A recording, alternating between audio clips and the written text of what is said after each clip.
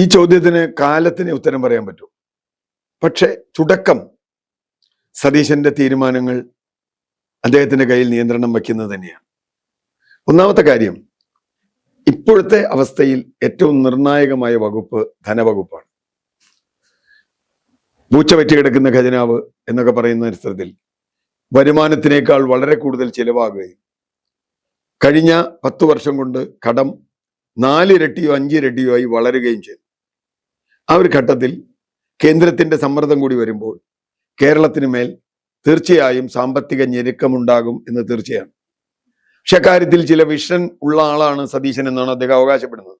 നമ്മൾ കാണാനിരിക്കുന്നേ ഉള്ളൂ. ഒരുപാട് ജനപ്രിയ പ്രഖ്യാപനങ്ങൾ സർക്കാരിന് നടത്താനുണ്ട്.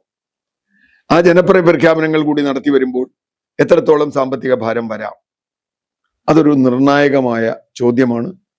അത് നേരിടാൻ കഴിയുകയാണെങ്കിൽ, കാരണം മറ്റ് വകുപ്പുകൾക്കൊക്കെ പ്രവർത്തിക്കണമെങ്കിൽ പണം വേണം. പണം ആ വകുപ്പിന് കിട്ടിയില്ല എങ്കിൽ ഈ വകുപ്പിനൊന്നും മുമ്പോട്ട് പോകാനാവില്ല. അത് പൊതുമരാമത്ത് വകുപ്പിനായാലും വ്യവസായ വകുപ്പിനായാലും ആഭ്യന്തര വകുപ്പിനായാൽ പോലും. കാരണം മിനിമം കാര്യങ്ങളുണ്ട്, ആരോഗ്യ വകുപ്പിന് എല്ലാത്തിനും. അപ്പോൾ ധനത്തിന്റെ നിയന്ത്രണം മുഖ്യമന്ത്രിക്കുള്ളത് പരോക്ഷമായി എല്ലാ വകുപ്പുകളുടെ മേലുള്ള ഒരു നിയന്ത്രണമായി വരാം. ഇപ്പോൾ പറയുന്നത് പോലെ ഞാൻ കോൺഗ്രസിലെ ഈ ഗ്രൂപ്പിന്റെ മന്ത്രി, ആ ഗ്രൂപ്പിന്റെ മന്ത്രി എന്നൊക്കെ പറയുന്നതൊക്കെ ഒരു ഘട്ടം കഴിയുമ്പോൾ മാറാം.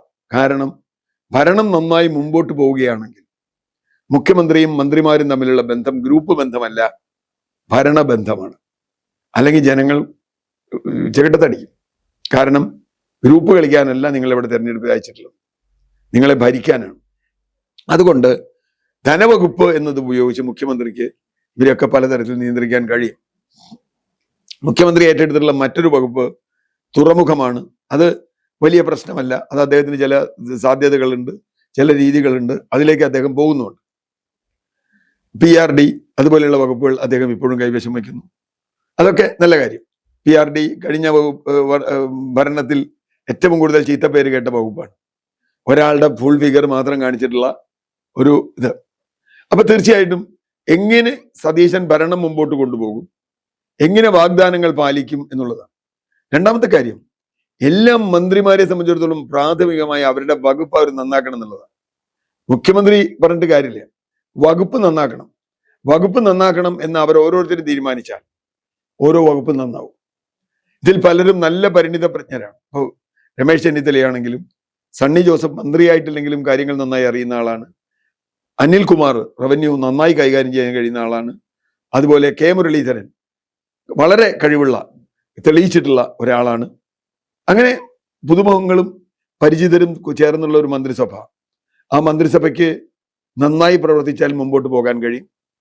മുഖ്യമന്ത്രിയുമായി നല്ല കോർഡിനേഷൻ അതിനുണ്ടാവണം. അതുകൊണ്ട് തന്നെ നിയന്ത്രണം ഇപ്പോഴും അദ്ദേഹത്തിന്റെ കയ്യിൽ തന്നെ വരാനാണ് സാധ്യത. ഇപ്പോൾ ബസ് ചാർജിന്റെ കാര്യത്തിൽ നമ്മൾ ഒരുപാട് ചർച്ച ചെയ്തു, ആരോഗ്യ ഇൻഷുറൻസ് ചർച്ച ചെയ്തു. എനിക്ക് തോന്നുന്നു ഈ ഗവൺമെന്റ് ഏറ്റവും നന്നായി ചെയ്യാൻ കഴിയുന്ന ഒന്ന് ഒരു വയോജന വകുപ്പ് ഉണ്ടാക്കിയതാണ്. കേരളത്തിൽ എന്നേ ഉണ്ടാവേണ്ട ഒന്നാണ്. കഴിഞ്ഞ ഗവൺമെന്റിന്റെ അവസാന കാലത്ത് ആഗസ്റ്റിലാണ് ഒരു വയോജന കമ്മീഷൻ ഉണ്ടായത്. അതും UDF വയോജന വകുപ്പ് ഉണ്ടാക്കുമെന്ന് പറഞ്ഞതിന് ശേഷം അതൊന്നും ഇഫക്റ്റീവായി തുടങ്ങിയിട്ടില്ല. വയോജന വകുപ്പ് കേരളത്തിൽ ഏറ്റവും പ്രധാനപ്പെട്ട ഒരു വകുപ്പായി മാറുകയാണ്. കാരണം 2026-30 ആവുമ്പോഴേക്കും കേരളത്തിലെ ജീവിക്കുന്ന ജനങ്ങളിൽ 25% വയോജനങ്ങളാവാൻ സാധ്യതയുണ്ട് എന്നാണ് പറയുന്നത്. അങ്ങനെ വന്നാൽ അവരെ കെയർ ചെയ്യുക എന്നുള്ളത്, ഇപ്പൊ ഇവിടെ പല സംഗതികളുണ്ട്. വൃദ്ധസദനം, സദനം, അങ്ങനെ പല സംഗതികളുണ്ട്. അതുപോലെ വൃദ്ധരായ ആളുകൾക്ക് കണ്ണട കൊടുക്കുന്ന പദ്ധതികൾ, അങ്ങനെ ചിലതൊക്കെ ഉണ്ട്, ഇല്ല എന്ന് ഞാൻ പറയുന്നില്ല. പക്ഷെ ആ പദ്ധതികളൊന്നും ഏകോപിതമല്ല, കൃത്യമായ ചട്ടക്കൂടിനകത്തല്ല. ഓരോരുത്തരും അവനോട് തോന്നിയ മാതിരി കാര്യങ്ങൾ ചെയ്യുന്നു എന്നുള്ളത് അതുപോരാ. അത് സ്ട്രീം ലൈൻ ചെയ്യാൻ ഈ വകുപ്പിന് കഴിഞ്ഞാൽ വയോജനങ്ങൾ അവരുടെ പിന്തുണ സർക്കാരിന് വാങ്ങാൻ കഴിയും. തീർച്ചയായും പ്രത്യേകിച്ചും സ്ത്രീകൾ, കേരളത്തിലെ സ്ത്രീകളുടെ ശരാശരി ആയുസ് വളരെ കൂടിയതായതുകൊണ്ട് സ്ത്രീകളുടെ എണ്ണം വയോജനങ്ങളിൽ വളരെ കൂടുതലാണ്. അവർ നേരിടുന്ന പ്രശ്നങ്ങൾ വളരെ കൂടുതലാണ്. കാരണം ആരോഗ്യപരമായി പുരുഷനേക്കാൾ പിന്നിലായിരിക്കും പലപ്പോഴും സ്ത്രീകൾ. ആയുസ് കൂടുതലുണ്ടെങ്കിൽ അവർക്ക് പല വിധത്തിലുള്ള അസുഖങ്ങൾ വരാം. അപ്പൊ അവരെ സംരക്ഷിക്കാൻ കഴിയണം. കുടുംബത്തിൽ നിന്ന് പലപ്പോഴും സംരക്ഷണം കിട്ടാതെ വരുന്ന വയോവൃദ്ധർ, സാന്ത്വനം പോലെയുള്ള പരിപാടികൾ, ഇതൊക്കെ അവർക്ക് ചെയ്യാൻ കഴിയും.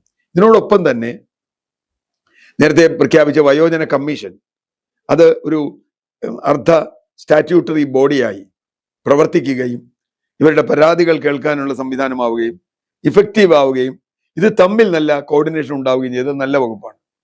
നേരത്തെ പറഞ്ഞ മറ്റ് വാഗ്ദാനങ്ങളൊക്കെ ഇതൊക്കെ എങ്ങനെ നടപ്പാക്കും എന്നതും ഇതിനൊക്കെ പണം കണ്ടെത്താൻ കഴിയും എന്നുള്ളതും സതീശന്റെ മുമ്പിലുള്ള വെല്ലുവിളിയാണ്. ഇത് പലവട്ടം പറഞ്ഞതാണ്. അതിന് അദ്ദേഹത്തിന് മാർഗങ്ങൾ കണ്ടെത്താൻ കഴിഞ്ഞാൽ തീർച്ചയായും മുഴുവൻ നിയന്ത്രണവും കയ്യിലേറ്റ് ഒരു ഭരണം മുമ്പോട്ട് കൊണ്ടുപോകാൻ കഴിയും. കോൺഗ്രസ്സുകാർ ഓർക്കേണ്ടത് ഏതെങ്കിലും ഗ്രൂപ്പിനെയല്ല ഭരണം ഏൽപ്പിച്ചിട്ടുള്ളത്, UDF-നെയാണ്. അതിൽ നേരത്തെ രാഹുൽ ഗാന്ധി പറഞ്ഞ ഒരു ഡയലോഗ് നമുക്ക് ഓർക്കാം, ഗ്രൂപ്പ് ഡാൻസേ കളിക്കാവൂ, സിംഗിൾ ഡാൻസിന് ആരും പോകരുത്. ഏതെങ്കിലും മന്ത്രി പോയാൽ അത് ഈ മന്ത്രിസഭയ്ക്ക് ആകെ തകരാറാവും, അത് ജനങ്ങൾക്ക് ബുദ്ധിമുട്ടാവും. എനിക്ക് കോൺഗ്രസിന് ബുദ്ധിമുട്ടുണ്ടാവുന്നതല്ല, കേരളത്തിലെ ജനങ്ങൾ 5 വർഷം വലിയ ഭൂരിപക്ഷം നൽകി വിജയിപ്പിച്ച ഒരു ഭരണം നന്നായി നടത്താൻ കഴിഞ്ഞില്ലെങ്കിൽ ജനങ്ങളുടെ എതിർപ്പ് LDF-നോടുള്ളതിനേക്കാൾ ശക്തമായ എതിർപ്പ് UDF-നോട് ഉണ്ടാവും എന്നവർ ഓർക്കുന്നത് നല്ലത്.